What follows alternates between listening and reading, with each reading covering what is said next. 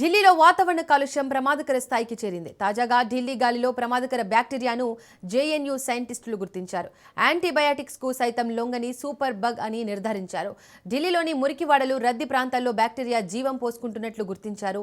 WHO పరిమితి కంటే 16 రెట్లు అధిక ప్రమాదకరమని, అందరూ జాగ్రత్తగా ఉండాలని హెచ్చరికలు జారీ చేశారు. న్యూమోనియా, బ్లడ్ ఇన్ఫెక్షన్ కు కారణమవుతోందని సూచించారు. ఇదిలా ఉండగా ఇవాళ ఉదయం ఢిల్లీలో గాలి నాణ్యత సూచిక ప్రమాదకర స్థాయిలో నమోదైంది.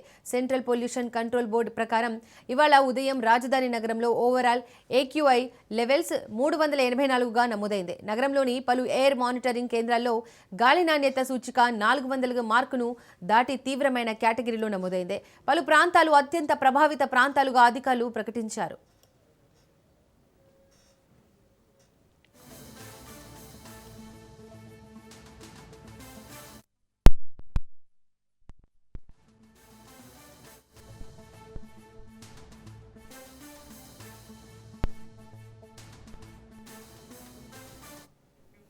ఆరోగ్యంగా ఉన్న వారిపై వీటి ప్రభావం తక్కువగా ఉన్నప్పటికీ వృద్ధులు, చిన్నపిల్లలు, శ్వాసకోశ వ్యాధులు ఉన్నవారు, రోగనిరోధక శక్తి తక్కువగా ఉన్నవారికి ఈ సూపర్ బగ్స్ వల్ల చికిత్సకు లొంగని ఇన్ఫెక్షన్లు సోకే ప్రమాదం ఉంది. పర్యావరణంలోని ఈ ప్రమాదాన్ని గుర్తించి ప్రభుత్వం తక్షణమే పర్యావరణ వ్యవస్థలను ఏర్పాటు చేయాలని JNU శాస్త్రవేత్తలు సూచిస్తున్నారు.